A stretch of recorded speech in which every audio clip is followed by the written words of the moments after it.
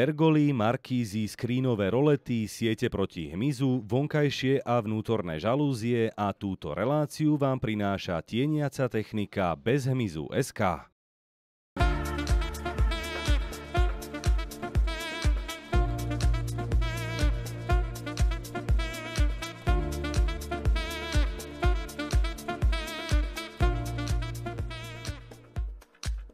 Pracovňa je prístupná jednak z toho obývacieho priestoru a jednak aj z terasy. Čo je veľká výhoda, lebo samozrejme pri tej práci človek potrebuje častokrát si trošku uvoľniť aj myšlienky a máme 2 kroky na terasu a som úplne inom priestore ako v byte. Zariadili sme ju tak, že aj samotný pracovný stôl je orientovaný do exteriéru a zároveň vznikol priestor aj pre konferenčné sedenie s 2 príjemnými kresielkami, kde ešte stále máme dostatok priestoru umiestniť, povedzme, kopírku domácu alebo nejakú ďalšiu technológiu. Určite. Ale inak táto terasa, to som netušila, že tá by sa dala takto zariadiť. To je krásne. To je úžasné, fantastické. No, tak tu sa človek musí sústrediť, aj keby nechcel. Áno, a určite tá pergola tu má svoj zmysel aj preto, že je to južná strana, čiže celý deň máme slnko. A to by možno mohlo trošku byť také na príťaž občas pri tej práci, takže krásne sa dá tieniť. Samozrejme, tie pergoly sú ovládané aj diaľkovo, takže podľa potreby si ten človek môže zatvoriť, otvoriť tie lamely, takže si pustiť toľko svetla, koľko mu je práve príjemné, aby nemal ani odrazy na monitor. Na týchto pergolách sú skrínové rolety, ktoré trošku samozrejme odfiltrujú tie slnečné lúče a zabraňujú aj vetru.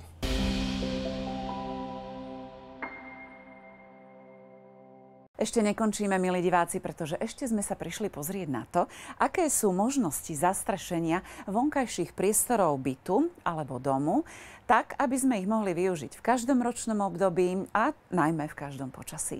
Dobrý deň, pán Vítek. Dobrý deň, prajem. Dobrý deň. Pred chvíľou sme v byte v Bratislavskej Karlovej Vsi videli rozlohu nesmierne krásnu terasu s prekrásnym výhľadom na les. Ale už sa nám blížia dni, keď už tento krásny výhľad budeme mať akurát tak spoza okien izieb. Jedine, že by sa nám podarilo nejakým spôsobom ten vonkajší priestor využiť aj v zime, alebo na jeseň, alebo keď je veterné počasie. Sú tieto možnosti?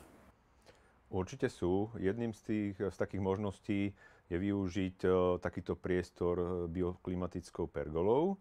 Bioklimatická pergola má veľkú výhodu, ktorá sa dá využiť či už v dome alebo v byte prestrešením či už bočných stien sklom, skrínovými roletami alebo nejakým pevným panelom. Vrchný strop je možné naklápať v rôznych úhloch, takže aj v tých chladnejších dňoch si vieme spríjemniť posedenie na takéto terase. No veď práve som chcela povedať, že či nám cez toto neprší. Určite nie. Dá sa naklápať v rôznych stupňoch, úplne sa dá zatvoriť a využíva komfort kompletného zatemnenia stropu až do váhy nejakých 150 kg. To znamená, že ani v tomto našom bioklimatickom území nie je problém so žiadnymi takýmito. A toto sa dá využiť na terase pri rodinnom dome, alebo pri byte, teda na prízemí, alebo aj na balkóne bytovke, na nejakom poschodí? Je možné ju využiť aj na balkóne. V takomto prípade vieme osadiť bioklimatickou pergolu bez potreby kotvenia do zemi, takže myslíme aj na takéto riešenie. Pri elektrickom ovládaní je možné použiť rôzne senzory od veterného čidla až po otrasové čidlo, kde vieme si komfortne nastaviť situácie aj v prípade, ak nie sme doma alebo sme na dovolenke a o túto pergolu sa postará samotná elektronika. A čo je to otrasové? Otrasové čidlo je, že keď zavibruje vietor, aha, čiže tak veterné. to v podstate. A slnečné je, že nám nakláňa? Slnečný senzor vieme využiť v prípade, ak nechceme prehrievať tu na tieto priestory, takže v prípade teplejšieho počasia nám automaticky zdvihne tieto bočné skríny alebo zavrie strop. A ešte to môže mať tie skrínové rolety, ktoré sa zatiahnú? Tie sú tu. A mobilom opäť ovládanie. Perfektné. To je zároveň aj proti hmyzu.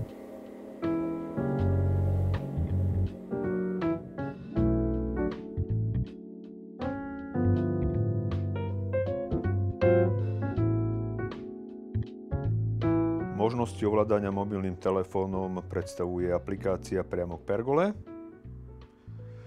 kde je možné si zvoliť aktuálny stupeň, to znamená, máme tu lamely, LED svetla, zip screeny, máme tu aj Bluetooth reproduktory, svetla a ohrívače.